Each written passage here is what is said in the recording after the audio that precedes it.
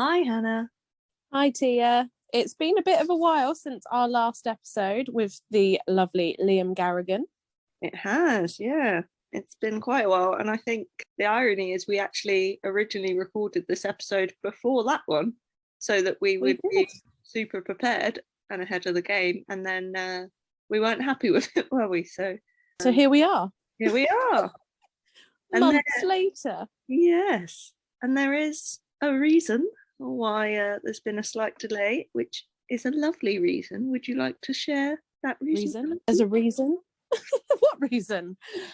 Yes, so me and my fiance found out that we are expecting a baby. Woo! So yeah, in April next year there will be a new team member here at Island Mines.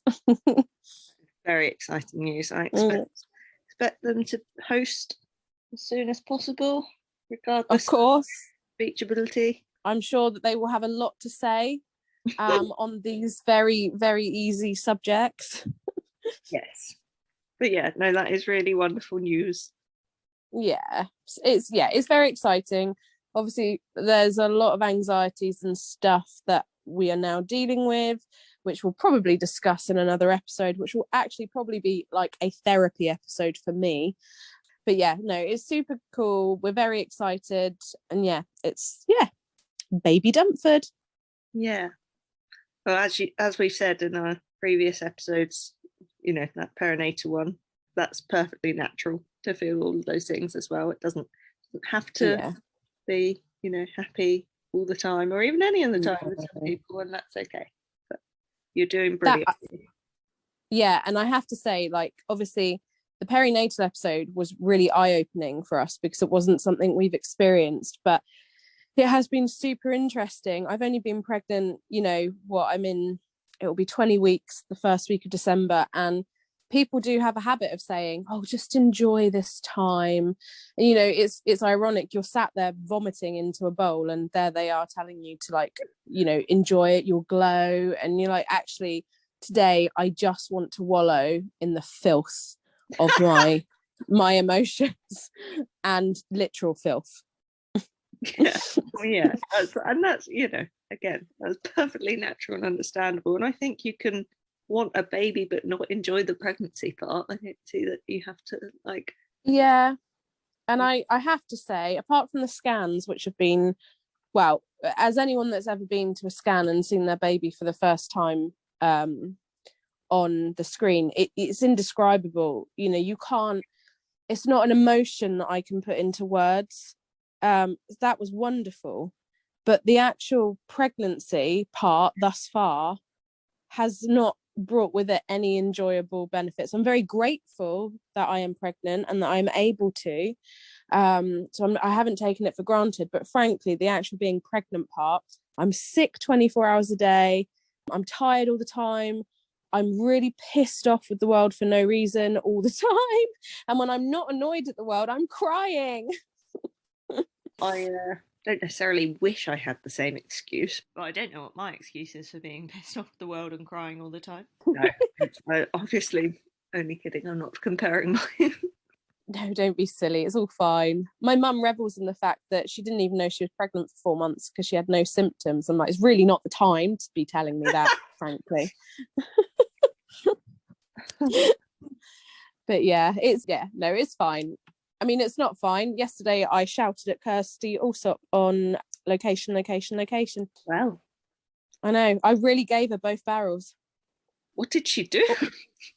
Oh, they were talking utility rooms, and like she said something akin to, like, I don't know. There was basically a utility room that was the size of a kitchen with all the kitchen stuff in it. And I was like, it's not a utility room. That's a kitchen.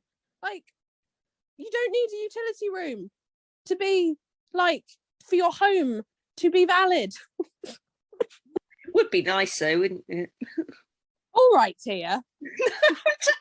Look, my mum has a utility room. I'm partial to utility rooms. Well, go on location then. And okay, I am not going to disagree with you anymore, and not. But don't side with Kirsty Allsop. No, I won't. Also, disclaimer, really usually like those programs and have never had any reason to shout at said presenter before. Pregnancy rage. It's great. Well, next time I'm annoyed at someone, I'll make sure to call you to deal with it. Thanks. Welcome.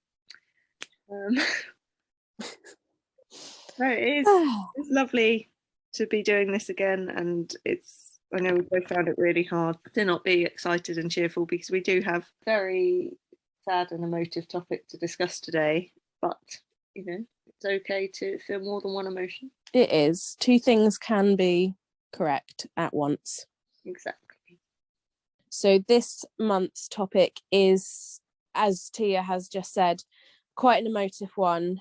And we will say now that this episode is about suicide. Yeah. So trigger warning for anyone who needs it. And as usual, we will be leaving links with the episode for further support. So if anyone does find anything we discussed today distressing, there is extra support available, and we will leave those links for you. Obviously, suicide is a huge topic to discuss, and not that we need to justify why we're discussing it, but just to sort of highlight why we think it's so important to talk about. The national statistics for 2020 highlighted that 4,912 people died by suicide. So that's no small number.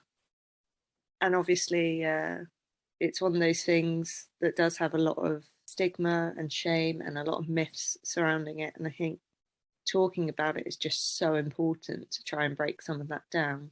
So, Hannah, I know you've done a lot of research on common myths surrounding suicide, if you wanted to talk about those.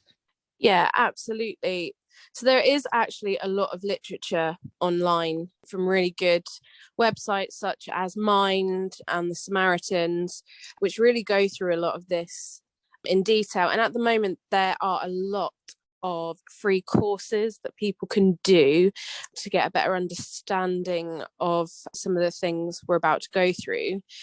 So first of all, we have this idea that if a person is serious about killing themselves, then there's nothing that can be done about it. It's inevitable. But actually, more often than not, a person who is feeling suicidal, they don't want to die. There's a situation that they want to escape from. They might be completely overwhelmed by something that's happened in their life, by other forms of mental ill health. It could be anything. And suicide looks like a way out, an escape. So actually, if you can talk to someone, if you can communicate with an individual, you might actually save their life, because, as I said, more often than not in these cases, that individual doesn't actually want to die. They feel like it because of how overwhelming it is, but actually it's a temporary feeling against something that is happening. There is a trigger, and actually they feel like it is the only way out, when in reality it isn't. But for them, that is the reality in their minds. That is the only way out. So if there is an individual that you are concerned about that may die by suicide, then absolutely do something. Talk to them, call a helpline, tell a friend or family member, get that person some help, because actually they probably don't want to die, and you can make a massive difference just by communicating. The next myth is slightly similar, and this is, I think, probably one of the biggest myths and one of the biggest bits of stigma surrounding suicide, and that is people who talk about suicide openly aren't serious and won't go through with it. So it's that idea of it's attention seeking, etc. But attention seeking is really the wrong term for this. Really, what we should be replacing attention seeking with is reaching out. Often people who do die by suicide have often told someone or have brought it up, And in some cases, people might actually just come out with, they want to die. And it can be really easy in this society to pass that off as, oh, that, if they really wanted to do it, they'd just do it. Yeah, it's not the case. Most of the time, if someone is saying this stuff, they need some help. They need someone to give them the support to listen and to actually help. So if you've got someone that has, openly stated that they want to die, they're feeling suicidal, they're not to be passed off. It needs to be taken really seriously, because again, a bit like with the previous myth, you could make a massive difference. Like I said, the majority of people who have these feelings, they don't want to die. They just don't want to live the current problem that they're dealing with or the current situation. So those two things really important. You can make a difference. You can do something.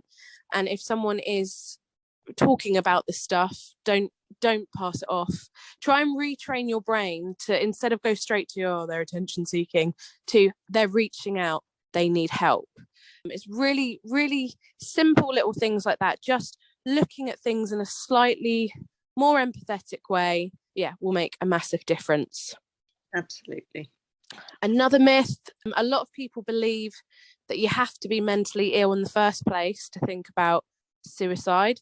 Absolutely not the case. Of course, suicide and mental ill health do sometimes walk, side by side, hand in hand. But sometimes people who die by suicide, there could be other triggers, there could be other warnings, there could be other problems.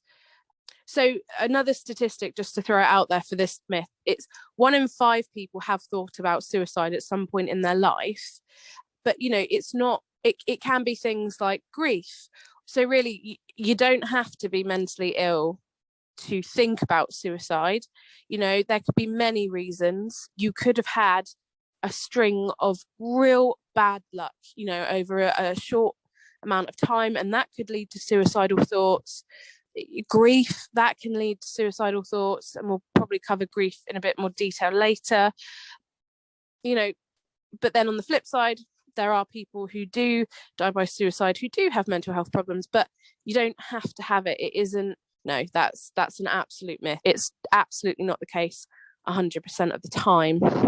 So another myth, and I feel like this is becoming more and more talked about now that social media is so widely accessed and things like that, but there's an idea that talking about suicide is actually a negative thing. So being open and honest about it is bad because it will give people the ideas on how to do it, and it might spark the idea in someone's head to try it. Wow. I've not heard this. Yeah, so this was one I actually read from the Samaritans, and I'll actually read what it says because I've written it down because this was something that was completely new to me. So the myth, as per the Samaritans website, is talking about suicide is a bad idea because it may give someone the idea to try it. The fact is, obviously, suicide can and is a taboo subject, and often people who are feeling suicidal don't want to worry or burden anyone with how they feel, so they don't discuss it. But by asking someone directly about suicide, you give them permission to tell you how they feel. So people who have felt suicidal will often say what a huge relief it was to be able to talk about their experience. And once someone starts talking, they've got a much better chance of discovering alternative options that aren't suicide. So it's really, you're actually protecting someone by talking about it.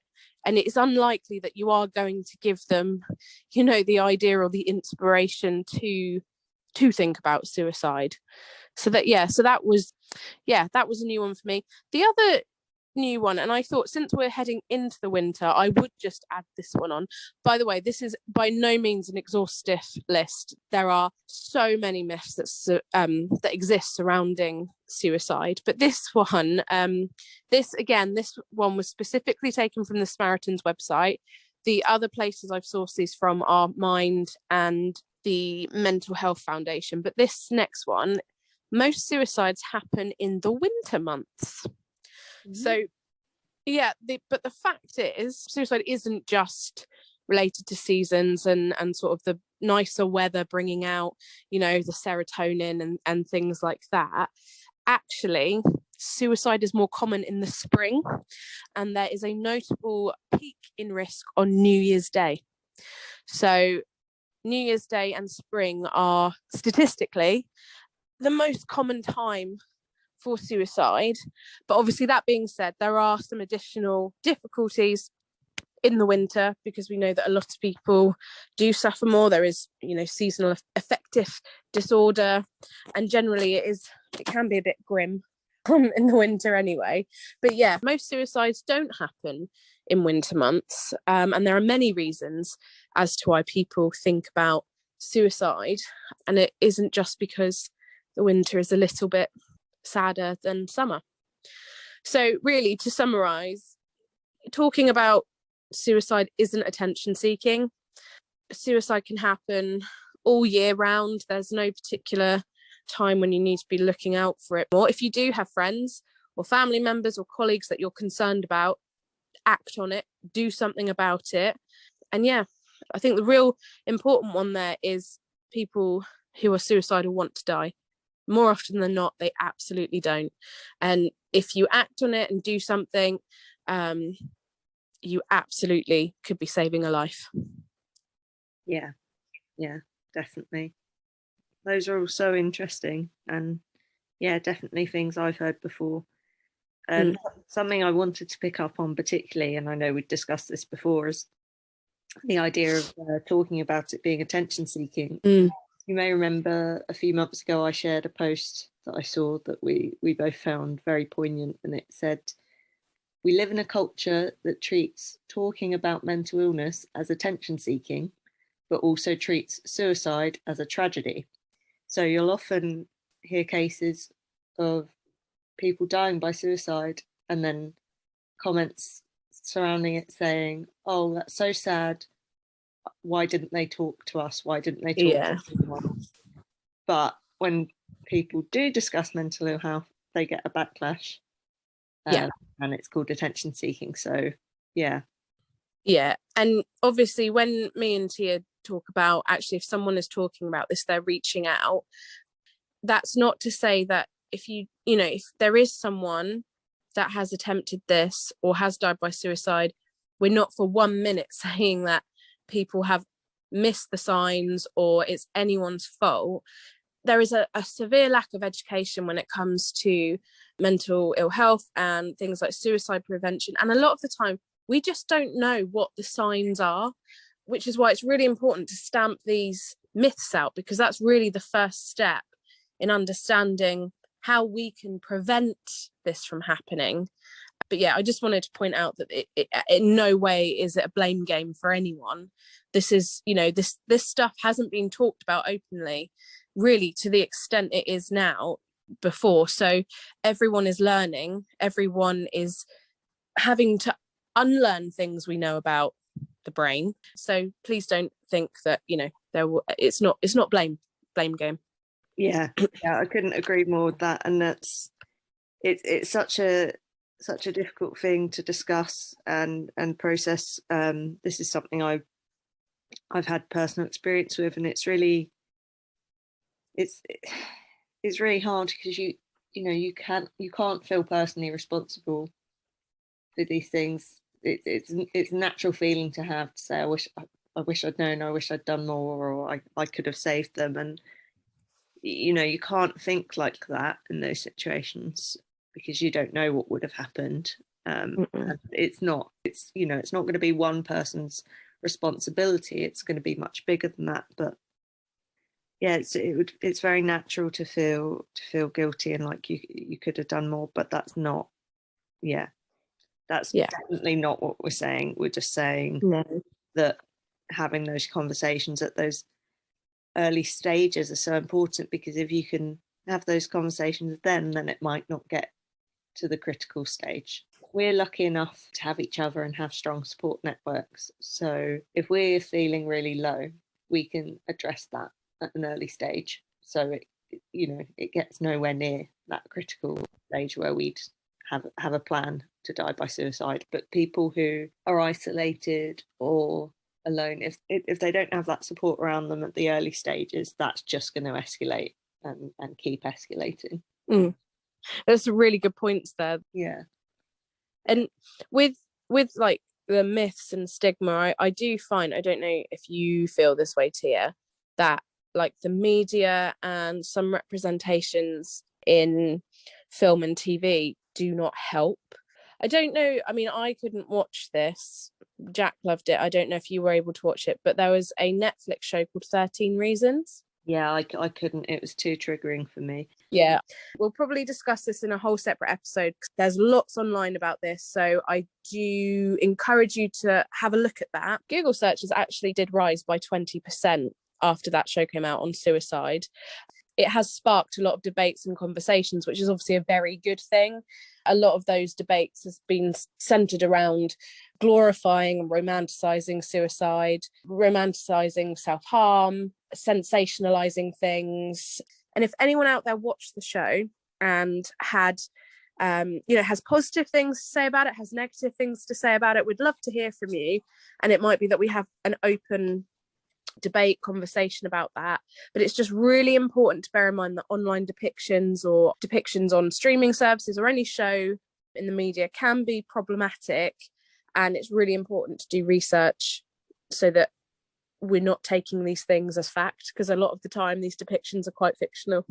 Yeah, absolutely. I need to think of another word apart from absolutely, because I say yeah, absolutely to everything.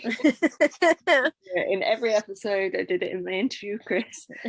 Absolutely. Absolutely. Absolutely. I concur. I concur. That is the new absolutely. On the topic of stigma, someone I know, a friend of theirs, their husband, had recently died by suicide. And this person I know, she'd heard he died, so she said, was he ill? And her friend said, no, he was just depressed. Oh, God. I know. And it just broke my heart. I mean, that people had those attitudes, that's sort of the way it was viewed from his own family. It's really sad, because depression is an illness. Yes, yeah. He is ill. Doesn't that absolutely just epitomise why we're doing this? That one little sentence, he wasn't ill, he was just depressed, that is just, it's almost like a poster moment for why awareness is so important and why education in mental health is so important. Yeah, exactly. And on this subject, you may have noticed, listeners, that Hannah and I, it may be obvious that we're being very careful to say died by suicide. Now, the reason we're saying that is it's very common to say someone committed suicide or commit suicide. When you think about that, the word commit is often linked to committing a crime. But suicide was actually decriminalised in 1961. Yet we still talk about it as if it's a crime, or as if it's something wrong, that someone's done something wrong. So yeah, this is why the recommended language now is died by suicide or died from suicide. I know there were discussions previously about the option of saying completed suicide, but then you've got the insinuation that if someone's attempted suicide and haven't died from it, that they've then failed because it was incomplete. So yeah, died by suicide seems to be an appropriate way of saying it. Yeah. Obviously, when I was talking about we need to retrain our brains to, instead of saying attention seeking, reaching out, actually what a lot of mental health charities are now suggesting we say instead is support seeking, right, rather than, because attention seeking will always have this connotation of being dramatic, being a drama queen, etc., and isn't taken seriously. But things like reaching out and support seeking, that sounds far more like someone is is trying to get help. And I think it's important that we recognise that that's exactly what they're doing. Yeah, you couldn't be more right than that. That's definitely a good thing to point out. So obviously me and Tia have already pointed out that this is a very evocative subject when it comes to, you know, emotions and triggers, and it's a really important episode for so many reasons. And Tia, I know you actually have first-hand experience with this, so if you're happy to share your experience with our listeners, I think it would be really useful and would explain some of the points we've made already in this episode. Yeah, I feel like my dog has taken it upon herself to lighten the mood here by barking in the background. So apologies to anyone, especially you, Hannah, when she's trying to concentrate on what you're saying. Yeah, so obviously, like, this isn't my episode, and we've done a wonderful interview with Chris, and I talk about my experience a bit with him, but I'm not gonna go overboard with this, but I do want to talk about it a bit. So 4 years ago, my stepmom died by suicide, and it was obviously an incredibly hard thing to go through, and something I guess we're all still going through, because it doesn't leave you much like any other kind of grief. And her death in of itself was such a tragedy, but there were certain circumstances around it that I think about a lot and sort of highlight some of the things we've talked about. So I had no idea that she had any mental ill health. Now, at the time, my experience and knowledge of mental ill health wasn't what it is now. But even so, I never knew that there was anything going on with her. She seemed really happy, always warm, and yeah, she just seemed happy. And even for the last time I saw her, I find it really hard to remember exactly, but I think it was maybe the week before she died. She's absolutely fine. I wouldn't have known that there was anything wrong. She sent a very strange and out of character text to me before she did die, and that was when I found out that she did have mental health. She had severe anxiety and depression and lots of things going on, and there had been a previous attempt. But yeah, until then, I wouldn't have known anything was wrong, and I just think it really highlights how you never know what's going on underneath the surface with people. When you think about people like Robin Williams, like, always just seemed like, I mean, it was Robin Williams. Like, that was just such a shock, because it just always seemed so happy. And yeah, they say, don't they, sometimes it's the people who seem the most happy that have all that pain underneath. And yeah, it's me and Chris talk about how grief of losing someone by suicide is very unique, and it really stays with you. And I just wanted to make clear that, like, having lost a lot of other people from other causes, I, you know, in no way I'm saying that other types of grief don't stay with you, because I think about all those people every day as well. But I think it's that constant what if in your head with this particularly with suicide, because especially with the things we've talked about now, you know, busting the myth that people who are feeling suicidal, that it's inevitable that they will die by suicide, and it's not inevitable. And yeah, I constantly wonder what would have happened if I'd asked her if she was okay, if she'd had someone to talk to. What if?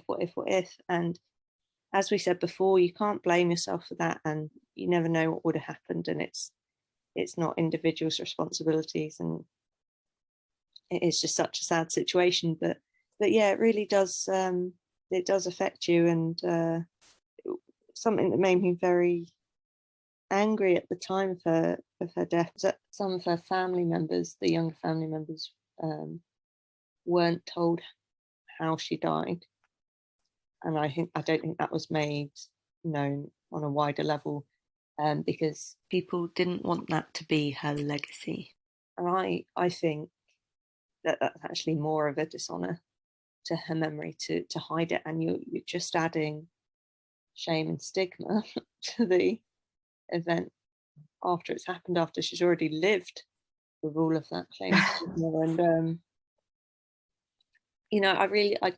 I'm not trying to attack or blame anyone involved.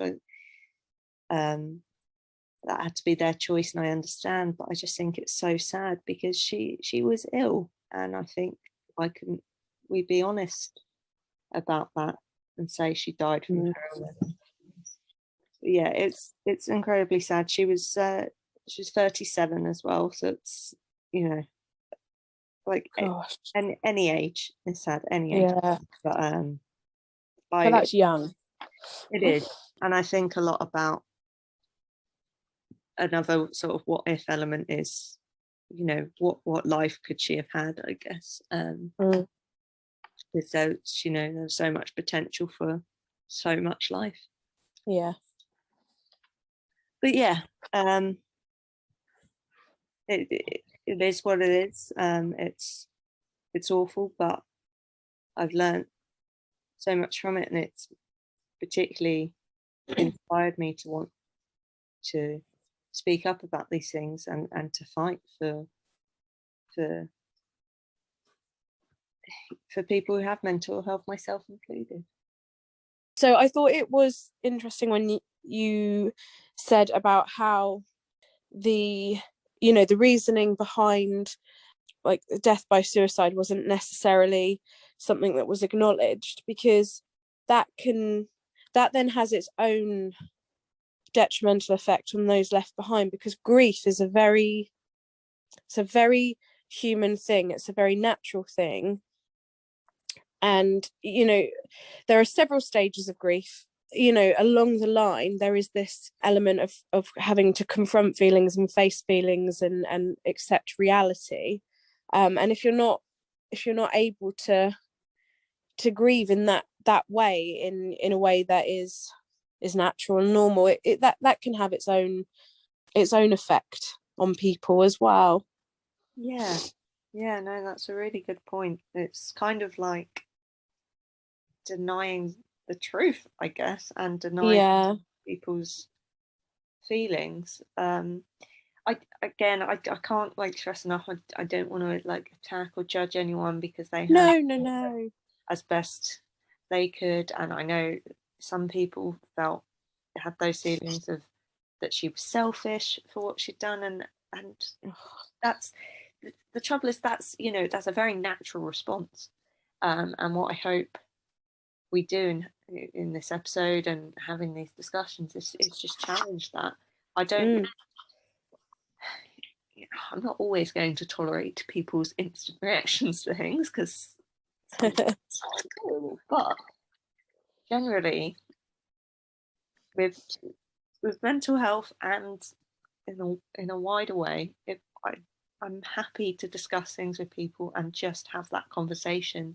And I think you said like unlearn things and then relearn them, and I do it all the time with loads of things. Like it's not like I'm an expert on these things, or that I've got so many things I could be more educated about. But you're open and willing to sort of learn and talk about these things, it's just so important, and that's the only way.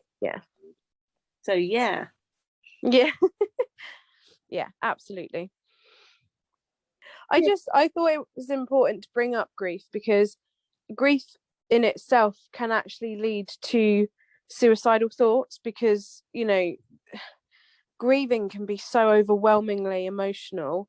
The stigma causes a big problem here as well, because family members that have to grieve about a loved one or a friend who has died by suicide, sometimes they are in fear of stigma themselves because of what has occurred, and because the general stigma of suicide is still it's still very negative. Like, there's still so much out there aimed at suicide in particular. I mean, other mental mental illness as a whole as well, but suicide in particular, there's a lot of damaging stigmas out there that are just causing issues for not only the person, having these thoughts, but for the people around them as well. Yeah. And people shouldn't have to feel embarrassed. No. It's not something to be embarrassed about. Oh, that's such a good point. Like, being embarrassed, like, not even we talked about shame, but being embarrassed for being ill. Isn't that awful? And I don't think people realise that, things you say online, fine, you might be talking to a stranger on like a BBC News article or, Huffington Post. But if your friends that are going through something like this see that comment, see an ignorant statement you've made about mental illness or suicide, that's going to hurt them. That, if you are attacking, mental ill health with a stigmatized view, but you think it's okay because it's a stranger, it's not. You are indirectly, saying that your friend or your family member's issues are invalid. And don't forget, on Facebook you can see lots. So it's so important to have, as Tia was just mentioning, open conversations, be open-minded to, listen, and don't be afraid to change your perspective on things as well. Yeah, exactly. Yeah, it's human to not want to admit that you don't know about something or that you're wrong. Not want to admit that you're wrong, but actually I think it's actually a bigger sign of intelligence to acknowledge that you might not know something than it is to pretend. Yeah, I agree. I just wanted to say, like, that's such a good point about online stuff, but not even just whether your friends see that, but even that anonymous person that you may never meet, but you don't know what impact that's had on them. And obviously this is something that's being explored a lot more now, but just because it feels anonymous doesn't mean that you're not causing damage. And people absolutely be accountable. So what a great interview Chris gave. He was just so lovely, and just, I was just wowed by him. He's an incredible man. He is. We're singing your praises, Chris, but no, seriously, you shared some really personal things with us, and it was really lovely, and thank you. Yeah, absolutely. Thank you. So without further ado, here's Chris. Hi, Chris. How are you? Hi, I'm not too bad, thank you, Tia. Yes, thank you. Thank you for joining us today. So for our listeners, Chris is going to join us to share a bit about his experiences. Chris, I know this is a very emotive topic, so in your own time, could you just tell our listeners a bit about your experience? Absolutely. When I think back, I can think back to my childhood and my first sort of encounter with mental health, although I didn't really know it at the time, was with my mum, bless her, who suffered with depression most of her life. I would come home from school and she'd be in bed, but to me that was the norm. I didn't understand that, that was her sanctuary, and that's where she would go to sort of rest and try and get herself back together again. But as I say, at the time, I had no idea that was mental health. Moving forward, there I have an older brother, and I did have a younger brother. I'll get to that in a moment.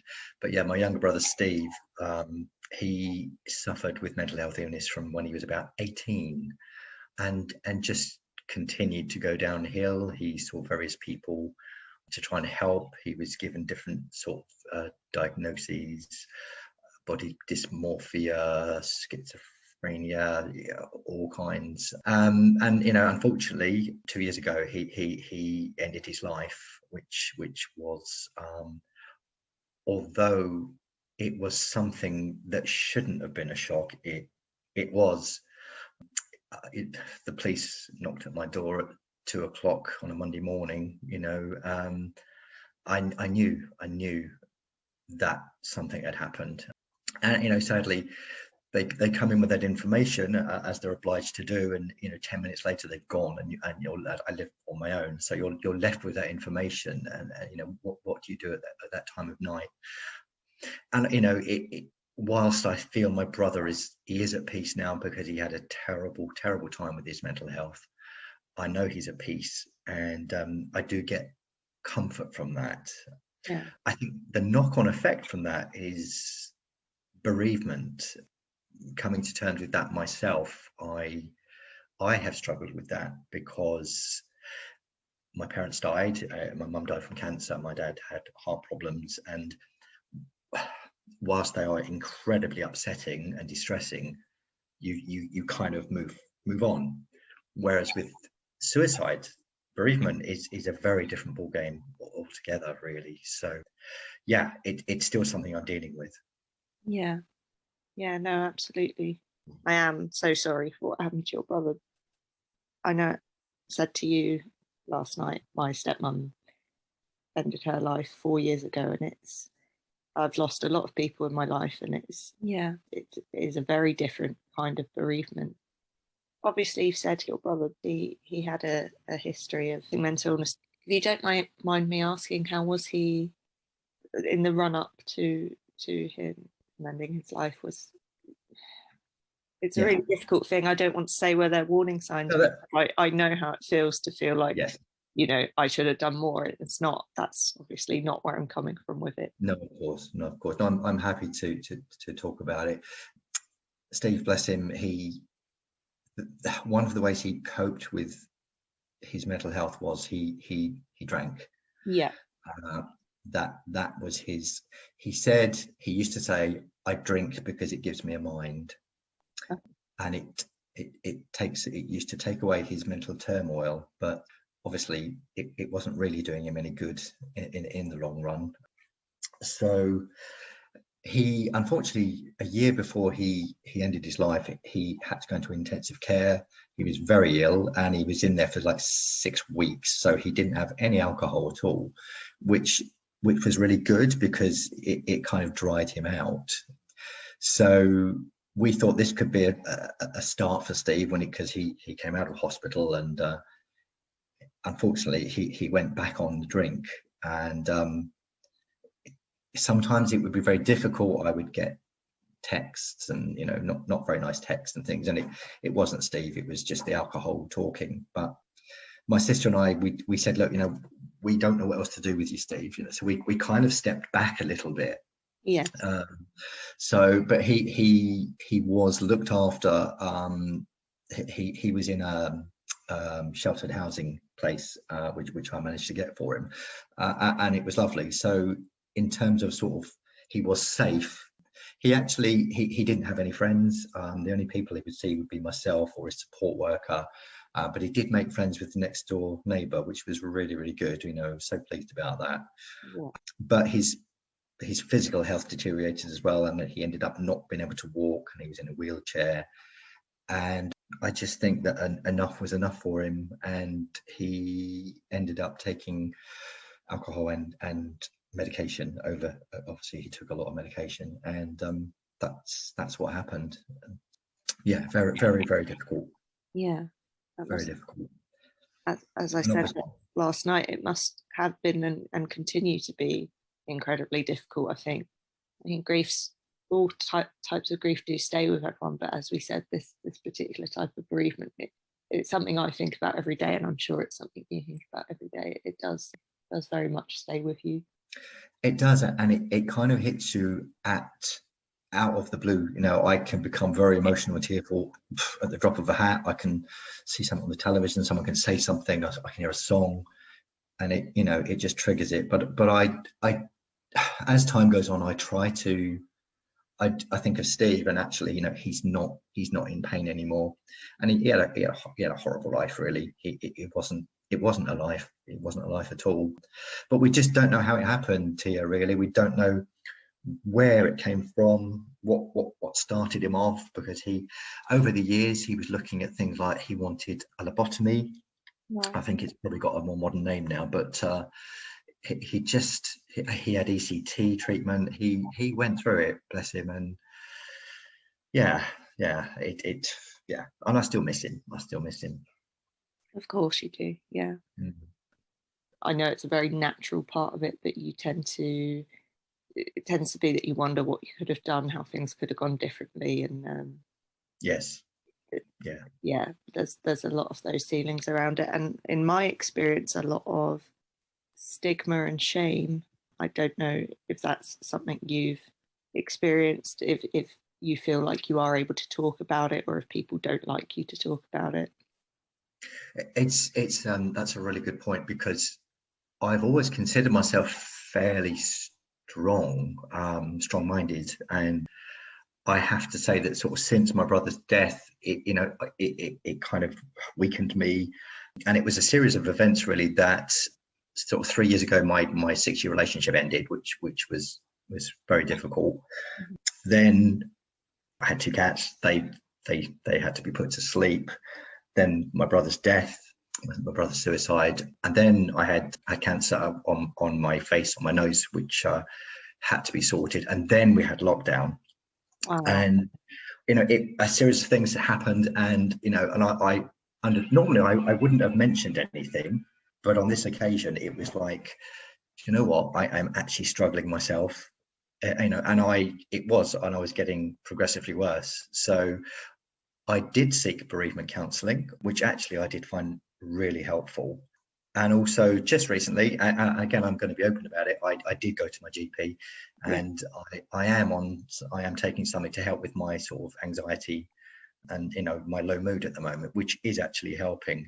But the interesting thing, Tia, about that is because I've started talking about it, and I mean, friends, as I'm sure you'll absolutely agree, friends are such a support. If you've got a good network of friends, then you are incredibly lucky. Yeah. And I am very lucky to have that. And and I've mentioned it to several of my friends, and they said, do you know what? I'm also taking something at the moment. I'm struggling. We still aren't talking about it, but when you start to talk about it, people will say, yeah, do you know what? Same here. So that was really interesting for me. Yeah, absolutely. It's brilliant that you're getting all the right help and that it is helping you. I know obviously different things work for different people, but that's wonderful to hear. And I know me and Hannah have said in the past, if you had a physical problem, you'd go to the doctor and you'd get medication or whatever you needed for that. So it needs to be the same. It needs to be viewed the same. Absolutely. And also, I think that what also helps me is talking, again, as I've said, if you've got a good network of friends, and I know not everybody has, but if you can talking is so powerful. It helps me a lot. But equally, there are times when you don't want to talk and you kind of withdraw, and that's okay too. Yeah. Meditation is something I always find that helps me as well. It depends on the day, and the mood and the circumstances as to how you deal with yourself that day. Yeah.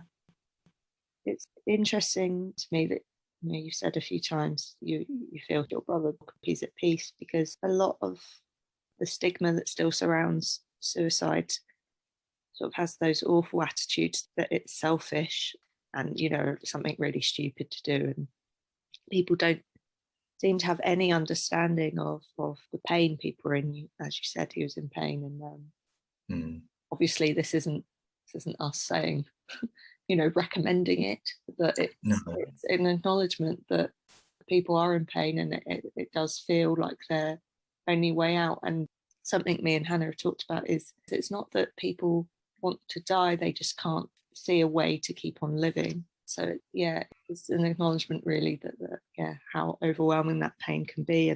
And I think to get to that desperation and to that point where you see no other way out, I think that horrendous. Yeah.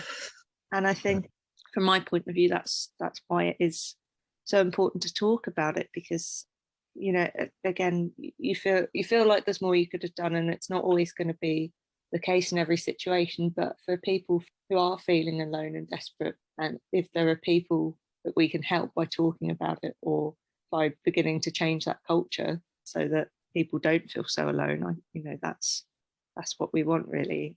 Yes, and mental health can affect anyone, absolutely anyone. Yeah.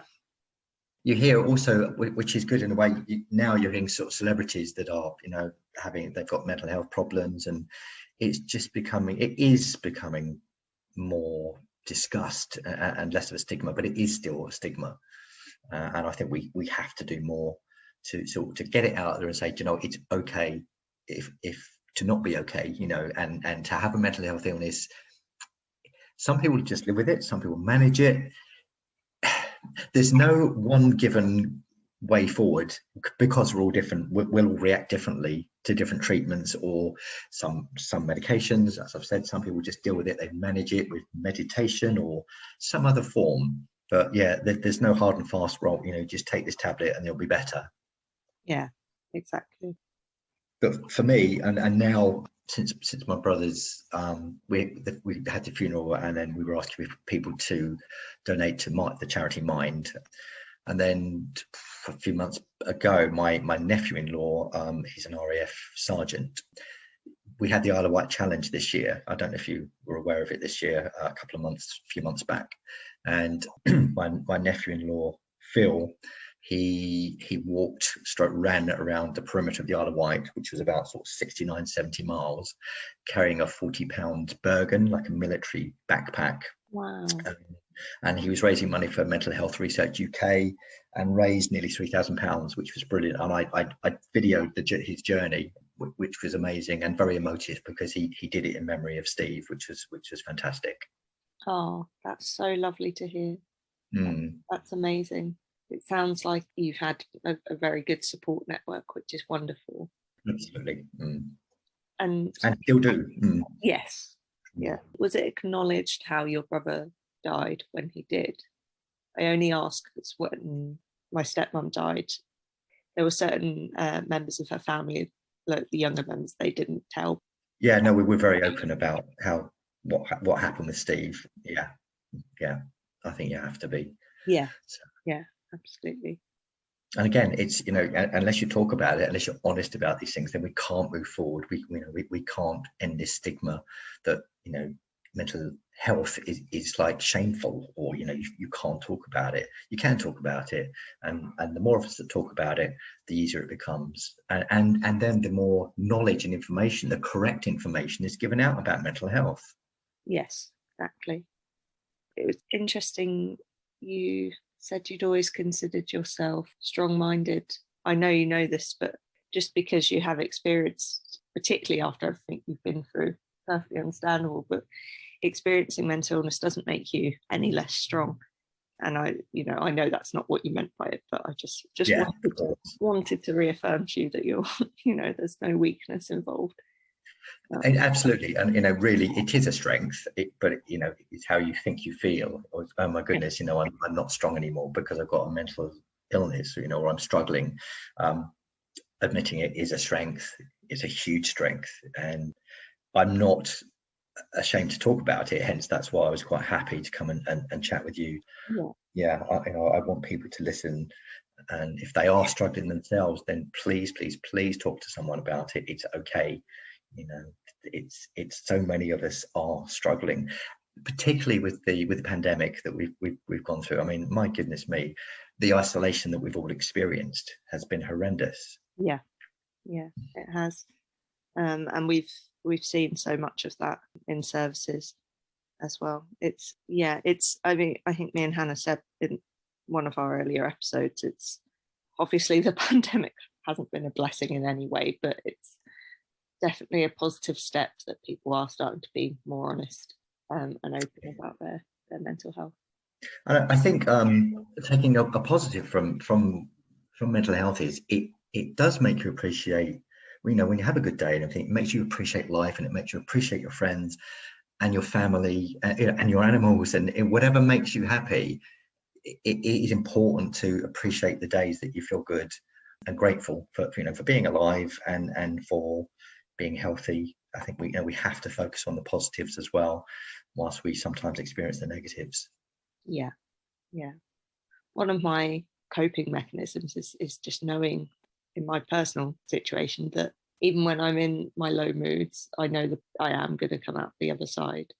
That's because I'm now familiar enough with my own mental health and process to understand that. But that's come from years of seeking help and talking about it. So I know not everyone's lucky enough to be at that stage yet. Yeah. As we say, that's why it is so important to ask for help and talk about it when you can. I mean, for me, sometimes, as I said earlier, sometimes I want to talk about it. Sometimes I don't want to talk about it. Yeah.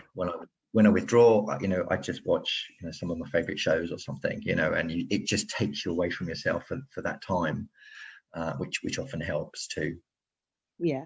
Absolutely. And of course, exercise. I always say it, but it's so true. Exercise, walking, if you can. Although at the time you think, I really don't want to do this, but when you've done it, you do feel better. It actually does work. Yeah. And as we say, it's about finding what works for you. Definitely. I know you wanted to talk a bit about your own mental health and your sexuality a bit more as well. Yeah.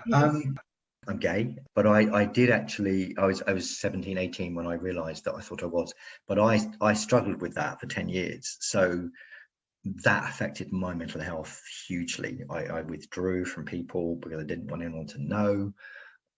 And, I almost had a breakdown then. So that was my own personal encounter with mental health, I suppose. But again, it's about acceptance. And sometimes what we do, we fight these things, like with any mental illness. And again, I can only speak from my personal experience. You fight it and you can make it worse. But by having an acceptance about whatever that might be, you're on the way actually to recovery. And I think acceptance is so important now, because it's the only way to move forward. And now I am what I am, and I'm in my almost 60 years. I just enjoy, or try to enjoy, my life as best I can, and I enjoy my friendships, my colleagues. It's just so important to enjoy these things now. That's what I try and do. Yeah. And I don't drink. Just the record, I'm a non-drinker. I don't drink alcohol now, partly because of my brother, but yeah, it's just not really something I enjoy. However, some people enjoy a glass of wine, and that's absolutely fine too. Absolutely fine. Yeah. No, I'm not a particularly big drinker. I think I tried for years until I finally realised that it didn't agree with my mental health. Yeah. So I'm at a maybe a free drink limit on a big night out. It's not. Yeah. It means I get a cheap night out. So That's true. See, there's another positive. Always put a positive on it. Exactly. But I think you're absolutely right about the acceptance being such an important thing, and self-acceptance. That's, I guess, as you say, something that obviously for your sexuality that was very important, but it does apply to mental health as well. And it does. And it was the same, like when people struggle with mental health, it's like, oh my, what are people going to think if I've got a mental health problem? It was the same. Oh my God, what are people going to think that I'm gay? It was the same. Yeah. Exactly the same thought process.